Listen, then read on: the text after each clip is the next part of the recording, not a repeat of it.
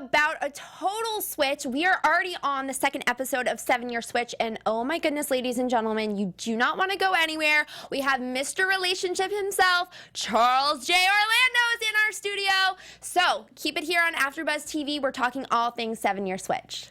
You're tuned in to AfterBuzz TV, the ESPN of TV talk. Now, let the buzz begin. Do you love me? Are you riding? Say you'll never ever leave from beside me.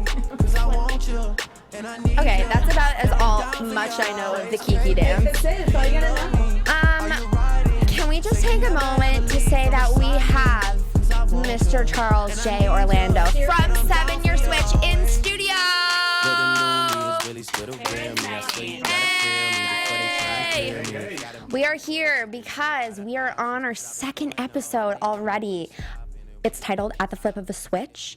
And I am just so excited. I don't know about you guys. I'm Caroline. I'm so invested in these couples, and I have a lovely panel of co-hosts today. So, who's sitting to my left? Hello, I'm Ashley Lauren. Cool. I'm Paul Payton. And I'm McKenzie Fayne. And then on the couch, as we said, I'm Charles J. Orlando.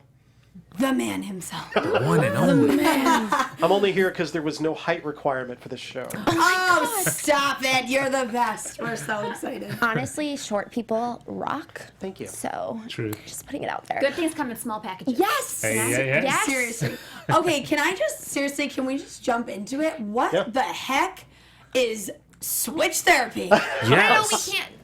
First, I just really wanted to say, though, this episode was definitely focusing on, like the couples beginning the process. Because at first Right. it was like, bye, spouse, love you so much, see you in 2 weeks. And now we're talking about switch therapy. And Mackenzie asked the most important question. Like, Yes. literally, we don't know what this is. Well, switch therapy is not for the faint of heart. Like, I'd be honest with you. I don't know if I could go on this show as a participant. Okay. Okay, it's really, really intense. It's insane, but it really works. I mean, so I'll define it for you.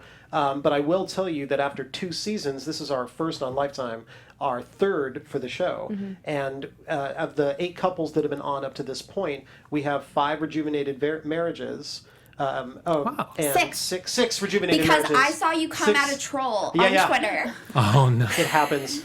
6 rejuvenated marriages, 2 divorces, and 6 babies from these Wow. rejuvenated marriages. This is right? working out. Well, yeah, it does, right? And nobody wants to hear about the divorces, but like we're not trying to get people to make sure that they always 100% stay together.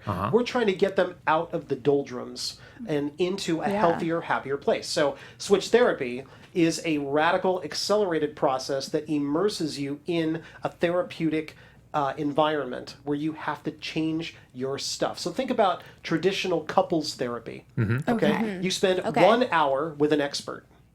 And then you go home and you spend 6 days, 23 hours reinforcing all the crap that doesn't work. And then you spend another hour the next week. Like, how does that work? So it's interesting, though, because with switch therapy, you're introducing a third party. So it's no longer just the therapist or the relationship expert. Yeah, so let's hear. So what is the definition? So keep going. So you remove the bad patterns by getting them out of their stuff. And you pair them with someone who's not only going through something similar, Okay.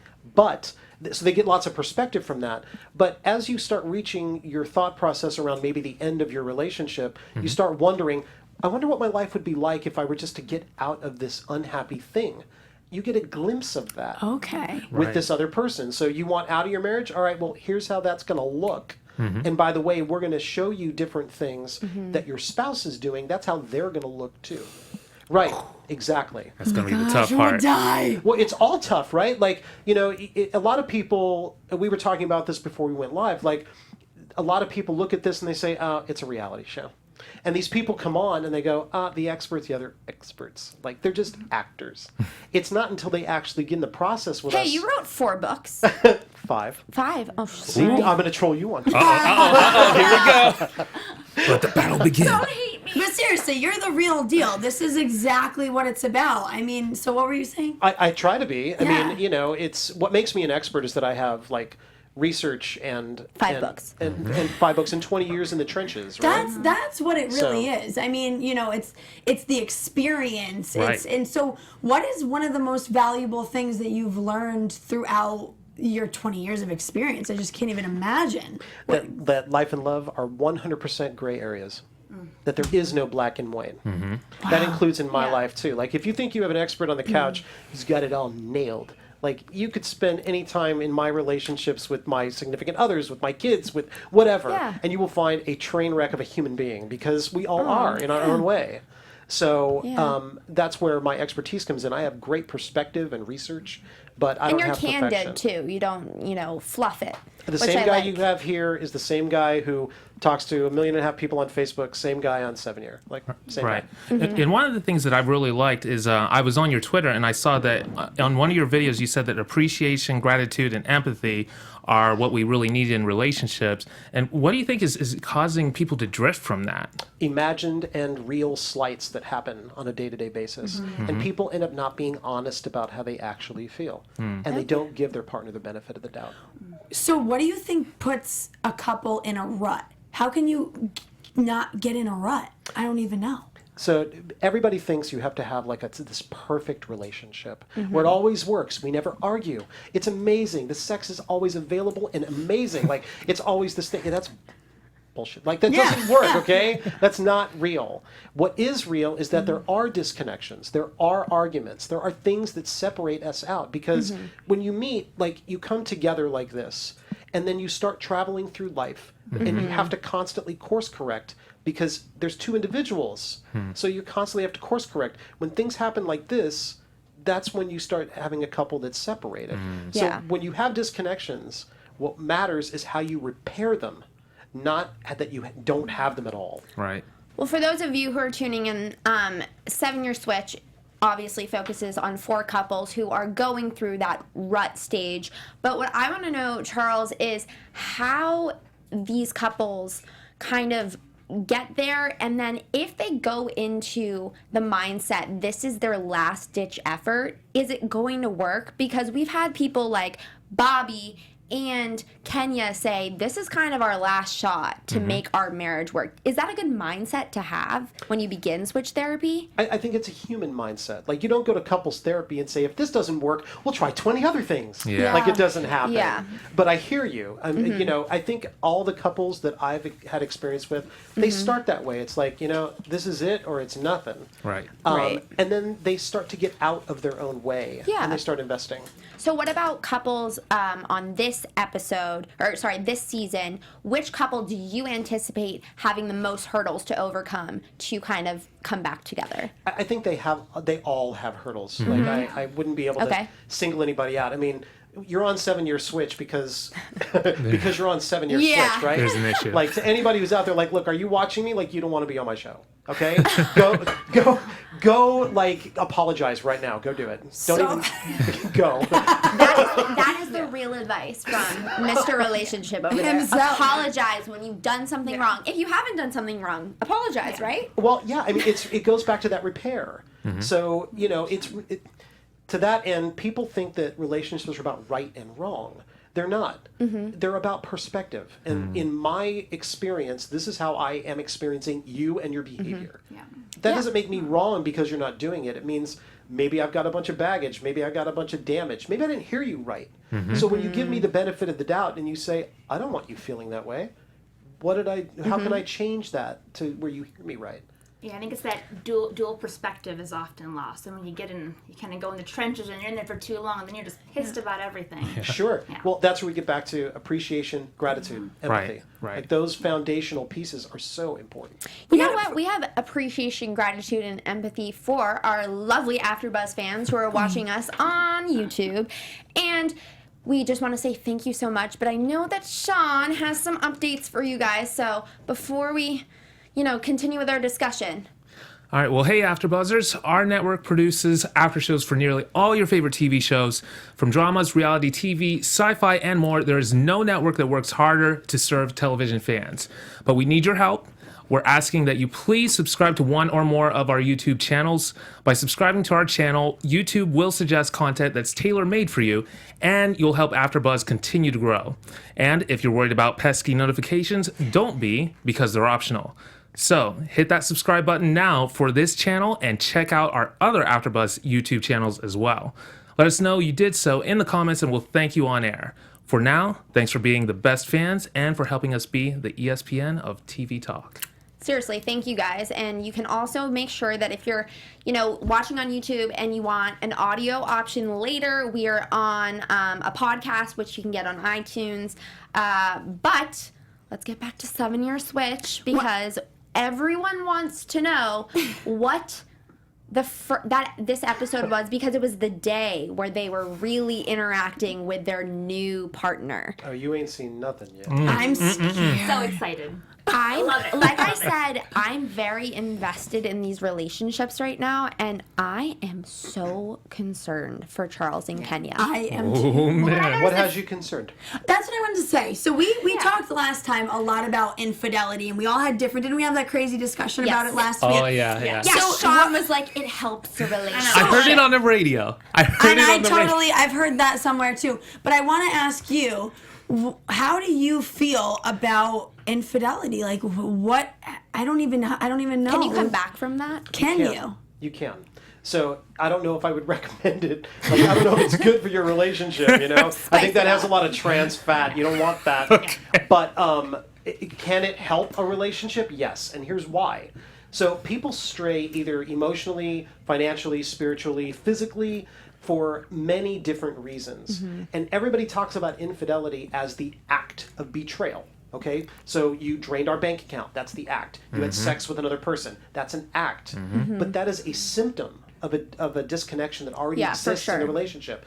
There were weeks, months, years that person who was unhappy didn't say anything. So if you want to come back from an affair, what you have to do is say all the stuff you didn't say. What caused you to disconnect? Why were you so unhappy? What made you seek someone else's advice, love, sex, connection, whatever? Why are you doing that? Either there's something in the marriage or the relationship that's not functioning right, or it's something within you that's not functioning right. And either way, that's what has to be addressed. How could the other person trust again? Like, I feel like I would never get over it. I would be so upset. I could just never get over it. I feel like. I don't know if I could either, to be honest, but you'd be surprised. This goes back to your question, what have I learned after 20 years in the field? It's all a gray area. I mean, you say that now, but if you had a whole bunch of time in and they addressed a bunch of your needs and something happened, what happened? Maybe I'll just throw out a scenario. What if there's a death in the family and they completely emotionally shut down and then they end up connecting with someone who goes, I get it. My dad just died too. Oh, yeah. Now they have a connection. They didn't plan this. They're not trying to hurt you. They're trying to just feel human again. So they do something stupid, and now what? Like, you see this gray area? There's lots of those. But And so with Charles, one thing I wanted to ask was, in relation to cheating, was there a reasoning behind just having one bed in the house? Like, does that promote cheating? I guess they could do something stupid on national television if they want to. But that's not the goal. So the reason we have one bed and one bedroom is not to make them get in bed. We can't make these people do anything. Right. I mean, hell, they applied to be on the show. What we want to do is create an environment where all the communication problems that they're experiencing in their relationship go away. Now, they don't have to get into bed together. What they have to do is talk, communicate, negotiate. And you know That's who we cool. see that a lot with, I think, is with Bobby and Diane. Bobby really starts to open up to Diane, and I think that she's a great listening ear, but I also think Bobby is craving that emotional, almost receptiveness that he's not getting with Rosalind, because Rosalind might kind of like go on the attack, and then Diane is just kind of ingesting everything. See, those are the bad dynamics that switch therapy removes. Maybe he just feels that he's not getting them from Rosalind. Maybe she's giving them to him as much as she can, but he's not receiving it the right way. So we just go, hold on, separate. 2 weeks, 3 weeks. Yeah, but how much of this do you think is just people being on their best behaviors as well? You can't do that for 2 weeks. I agree with you. Until I saw it. Like, you can fake it for a couple of days, but Yeah. then all that shit gets stripped away. Especially when you have some hot mama in your house, like Charles says. Even that goes away. Well, I was surprised it's only 2 weeks. I know a lot of other shows that go for a lot longer. So I'm like, 2 weeks, psh, no big deal. But you're, I guess, This girl's Nope. a veteran No, on no. reality TV. I'm like, I was salad for 2 weeks. How long 5, was your show that you were on? 8 weeks. 8 weeks. That's a long time. Yeah. 8 weeks is a long time, but I tell you what, if I ask everybody here to hold your breath for 60 seconds, that's a long minute. That's a long minute. Yeah. 2 weeks, Right. no Yeah. television, no internet, That- no yes. phone. It's That's We huge. we Yeah. talked about this last week. Think about going 2 weeks without talking to the person you have spent the last at least 5+ years with. That's really terrifying and definitely abnormal, not human nature. So I can understand that. It's a long time. Yeah. Well, I think that we definitely see Bobby opening up. I kind of want to talk about Kenya because, in my opinion, Kenya is like, bye. I'm so excited to be in a new relationship.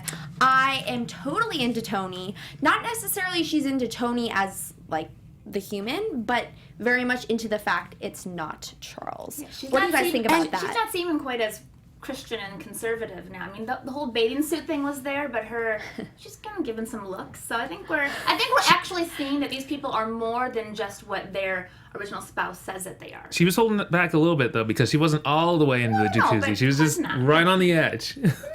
What do you think about Kenya and Charles? Kenya and Charles or Kenya and Tony? Kenya As the and extreme. Charles, as they're like we said, I know I'm most concerned about them and if they seem compatible to you. I think they have some incongruencies in their relationship that they've shared up to this point. Yeah.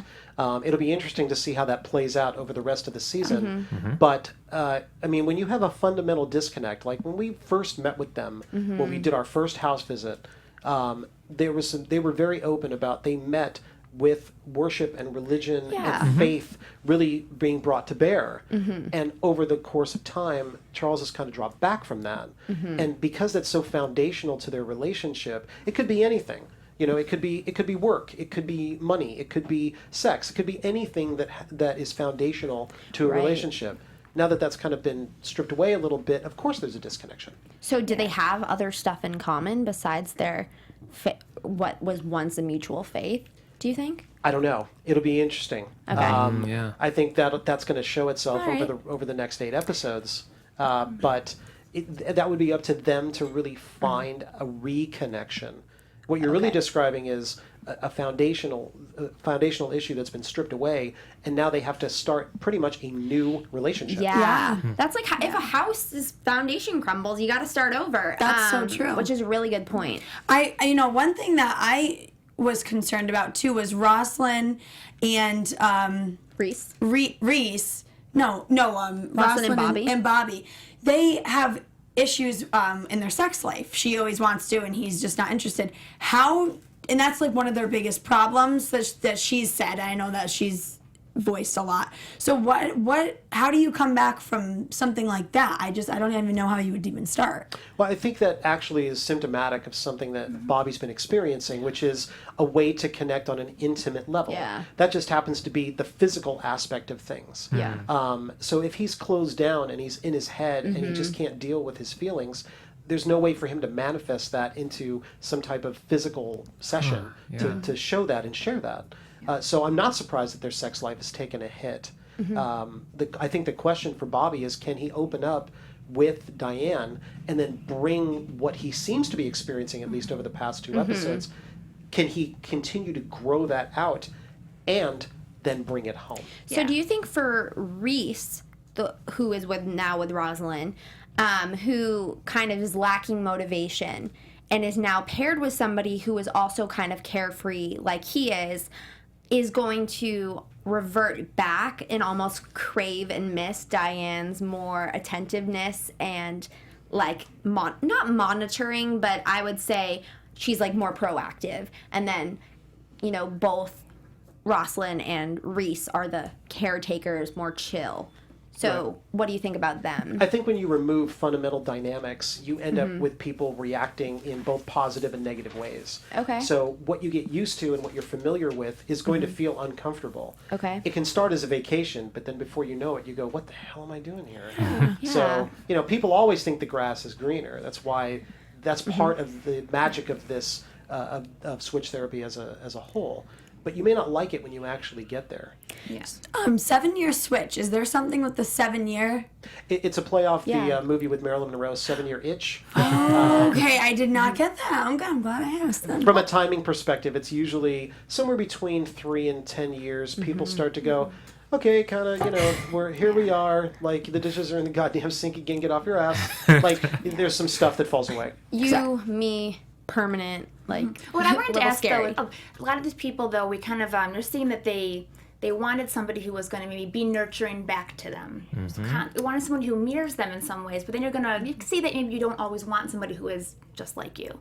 So what is a good combination of polarity and similarity that actually makes for a good marriage or a good? It's really interesting that you asked that question. A lot of people feel that opposites attract, and in some ways, those are very complementary personality types. The interesting thing that we've noticed about relationships that break down after a period of time is that all the stuff that you loved about them the most, things that were, they're so mysterious, and they're so amazing, and they say the most amazing things, and then 3 years in, it's like, if I wanted your goddamn opinion, I'd give it to you, shut the hell up. Like, all the things that you fell in love with start to really, irk you. And that's not always, that's where, when we're talking about dynamics that match up, this is where couples are supposed to meet in the middle. So if the thing that you loved about them you are really annoyed with, you're supposed to look at them and say, look, I really value your opinion, but let me ask you for it. I'm going to take some chances and I'll come to you when I need it. Okay. And that's really a respectful way of saying shut up, right? Yeah, absolutely. But it doesn't alienate somebody, and it allows you to keep your voice. So these are the types of communication techniques that we work with our couples on. What about, and this is obviously a huge topic in last night's episode, was the bed. And I know we talked about this briefly. There is one bed, and we kind of were given a little bit of a tease that Angela is in her room and Charles might venture on into the bedroom. And will we get to see in coming episodes any couples actually physically sharing a bed? I can't say. No spoilers. I don't even want one. I don't want a spoiler. No spoilers. But I will say watch the rest of the season. But but even if they don't, I'm not going to say whether they share a bed or don't share a bed, any of the couples. Yeah. But what's really important are the boundaries that these couples set. So, Tony and Kenya, the experimental couple, Tony was given permission, their boundary setting, to just put a pillow down the middle. Yeah. Not a big deal. Nobody has to sleep on the floor or the couch. Fair. It's fair. She wasn't comfortable with that. But these are the kind of boundaries that count. It's not when people get in the same bed that's a problem. It's when boundaries are broken. Okay. So, there are open marriages that work way better than monogamous marriages because there's honesty and transparency and communication. That's what's missing from a lot of these couples. So it's not so much what they do, it's that are they respecting the boundaries that were set. So you think open marriages could work? I know open marriages could work. Really? Sure. See, that's very interesting to me because before the show started, I was kind of wondering what are relationships turning into? Maybe we just have the wrong idea of what it is, and maybe we're just thinking it's one person forever for everybody, but nobody seems to agree anymore. It's just there's so many options. Well, there's a couple things in what you're saying. Monogamy is not a natural act for the human race. Okay, I'm not saying scientific. It's not sociologically, and when you boil us down to our DNA, that defeats the purpose of perpetuating your bloodline. We spread like a virus. Look at us, we're a mess, right? Oh, no, yeah. So there's that piece, but people don't often realize where marriage actually came from. It wasn't Disney, okay? Oh, Disney my goodness. is not. I'm sorry. Are we sharing a brain cell? Yes. Okay. Dude, We I talked love about it. this This is before. great. See, but by the way, I'm not against marriage. I'm a firm believer in love at first sight. I am a romantic. I have all those things for sure. But when you boil marriage down, back up a couple thousand years, it was motivated by political or military alignment. And patriarchally, it guaranteed a certain man exclusive sexual access to a woman. That's rooted in sexism and patriarchy. That's Yeah. wild. Also, it was to know Like who the they- father was of a bunch of kids. He had a bunch of kids. It was like, all right, who's Guaranteed the a dad? bloodline, absolutely. So, I think the notion of marriage in today's world is very different. And let's face it, like a marriage or a wedding is just a public proclamation and a legal and spiritual joining of love that's already supposed to exist. It won't manifest it. It's Yeah. already there, and then you share it with other people. But it's not going to create it on the fly. Interesting. All right, Charles. Now I know you've been giving, and our AfterBuzz reviewers know you've been giving great advice for this whole episode. I want to know what's going on with you. What do you want You're to know? rocking the pocket square. What is up with you? What are the Air Force projects you're Ones. working on? Oh, Air Force One. Come on. Swag. now Come on. I need to talk about this book you have. Don't date a dick. That Genius. is- first of all, the title. That is the best alliteration I've ever heard. Secondly, it's so intriguing, so please tell us all about that. It's a very short read, and it's supposed to open up. It's written for women, but anybody could read it. It's supposed to be a very short parable about the problems that a lot of women face when they find the same guy over and over again. So Okay. they end up single, so they call their ex, or they answer their ex, who uses her for sex, then she feels like a piece of shit. Then we have a guy who treats her exactly wrong, but her entire value system is wrapped up in convincing the wrong guy that she's worthy. And so she goes through, her name is Hope. I need And to she- get this book. But her name was It Ashley sounds for a pretty second there. I was like, She hey, goes through all of this, but she flips the tables, right? As soon as you, so here's your spoiler alert for the book. Like, as soon as you assign your sense of self-worth and your self-esteem outside yourself, you are not in charge of your own value. Wow. Okay? Wow. It's like a music to my ears. So you have to light invest bulb in moment. yourself. You value you. And as soon as you put yourself at the top of the list, all the guys who and all the women who don't treat you right, they don't even get on your radar. It's like, oh, you ghosted on me. Oh, you didn't return my call. Oh, you flaked. Oh, you are gone. Like Yeah. That's great. And then Boy, they text bye. you back. Confidence. Yes, exactly. Like, this is my value. Look, at the top of your dating profile, what you should have is, I demand the best from the people in my orbit. That's so good. Okay? Oh, I love Put that. at the top. And then all the douchebags will, like, either they'll see you as a challenge, but they won't be able to pony up. Or they won't even get on your radar. Just They writing will it be- down, They're go on your fired profile before they're tonight. Yeah. hired. So what do you do if an ex texts you? Like, Why and is you- he texting you? Why isn't he blocked if he treated you like shit? Nice. Oh, so yes. we block Good him. point. If he, unless you're on friends, like sometimes people drift, right? Yeah. And I get that, and you can stay in contact. Like, I'm sorry it didn't work out. But if they treated you poorly, they shouldn't have access to you anyway. So the power is actually yours. Don't be a victim where it's like, well, they text me. What do I do? Don't Nothing. mess yeah. with me. I was actually Gone. this morning, my ex texted me, but to let me know that my website had a problem. So a part of me was like, what you doing on my website? Yeah. Right, see? Good question. That's kind of sweet. But it was nice. I was like, oh, Yeah. let's do. All right. Yeah. I call something as fishy in that situation. Well, that's the classic ex text, right? Where you get this, hey. That's all you get, right? Yeah. And as soon as you engage, it's either, what the hell are you texting me for? Now you're engaged. Or it's like, hi. Trapped. And now you're engaged. Yes. So That's you a just feeler. don't respond. Why are you responding? Oh my. Answer me. I'm putting you on the couch. I seek Switch with me. harmony personally, so I want everything to be smooth. Because I'm intrigued, I'm I just- guess. What's intriguing about the person who Well, didn't if- treat you right? If maybe they've changed. Oh, will that change the dynamics? If they've changed, well, do you believe in second chances? That's what this show is all about, right? Second chances are good, but not thirds, and it depends on what Okay. they did. Depends Yeah. on what they did. Like, if they don't show you that you are worth something more Okay. than bad treatment, I guess the question would be, why are you engaging them in anything? But then, wouldn't you say cheating and infidelity is something that you're not being treated like a partner? Definitely, but this is where gray areas come in. Oh, there you go. See, he has an answer for everything. I love your bit though about it. Truly, is self-love is the most important thing. Everything stems from that and the way that you view yourself. And You want to see Everything. I didn't mean to interrupt you. I'm oh sorry. no, it's fine.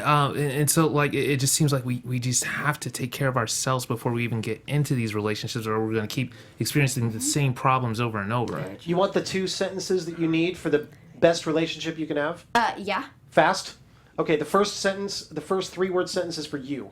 I am worthy. I am worthy. With all your flaws, with all your imperfections, with all your baggage, with all your shit, with all the no job, I'm too fat, I'm too thin, I'm too whatever. Too broke. You're worthy, okay? Yep. You're worthy. That's for you. The second sentence is for them. Do your job. It is not my job to show you that I'm valuable. It's not my job to create a relationship. Join me or get out. Yes. That's great. God, you are just so good. I feel like I need to go home and have a talk. Yeah. Hey, buddy, sit down. You're engaged. You're like I am, and happy, we've been. blissful. This is what I wanted to say to you. We've been dating for 7 years, and now I'm like, and we just got engaged. And I'm like, oh my gosh, like 7 years. This is great timing. She's going to know everything. May I be ungentlemanly and say how old are you? I just turned 24. Okay, so it's a long time, and you're still young, non-condescendingly. Yeah. But you start as a teenager. I think the two of you have to readjust as you get a little bit older. Definitely. This is real life, talk. No, I That's love what it. I was going to ask about that because I know I've changed so much from when I was 27. I am not the same know, man at 48 that I was at 20. Not even the same universe. Yeah. Every No, decade, and I feel the something same way better. about when I was 16 and first started dating him to where I am now, and where he is. We're just two totally different people, and we've definitely grown together. And it's good. I don't know. I think it's Love's a contract that you have to renew with him every single day. If you're not connecting, you are by default disconnecting. I just need you to write a book of phrases like that. I And- have I need one. you It's to called be Simple on- Love Rules. simple. But is it love just rules. phrases? Oh my. Or you can or don't buy the book. You can go to my Instagram or my Facebook and get it for free. Oh, well, speaking of, Charles, where can we find you on social Right here, media? I'm on the couch. I'm going to live here. I'm going to move in right here. Yep, it's actually a bed. Oh, perfect. So you can find me using the social handle Charles J. Orlando. That's .com, Snapchat, Pinterest, Instagram. Find me most often Instagram, Facebook. Definitely on Twitter, live tweeting 7-Year Switch every Tuesday at 10 p.m. Eastern and Pacific 10 Pacific. Easy for me to say. Jesus, 9 Central. And Mackenzie, where can we find you? You can find me on Instagram at McKenzie Fayne. And you can find me on Instagram, Twitter, Facebook, everything at Sean Paul Payton. Sean Paul. You can find me on Instagram at Kind with Ashley Lauren and Facebook. And you can find me at wow. Can I say my name? It's Caroline Thayer, and you can find me at Caroline J Thayer. We got that middle initial things going. Both of us I'm want to with use you. it. And you can find me on Tequila in about 5 minutes. Mark time. Next week's episode looks so dramatic, Charles. I don't know how we're going to do the show without you. Thank you so much for being here. Yes, thank Totally you. my pleasure. You gave 1, the best advice, 2, the best insight, and 3, just a pleasure to have. You're welcome back anytime. Absolutely. Thank you Anytime. for coming to AfterBuzz. Guys, we will see you next week for 7-Year Switch, Episode 3 recap right here on AfterBuzz TV. Bye, guys. From executive producers Maria Menounos, Kevin That Undergaro, was really Phil great. Svitek, and the entire AfterBuzz TV staff, we would like to thank you for listening to the AfterBuzz TV network. To watch or listen to other after shows and post comments or questions, be sure to visit AfterBuzzTV.com. I'm Sir Richard Wentworth, and this has been a presentation of AfterBuzz TV. Buzz you later. The views expressed herein are those of the hosts only and do not necessarily reflect the views of AfterBuzz TV or its owners or principals.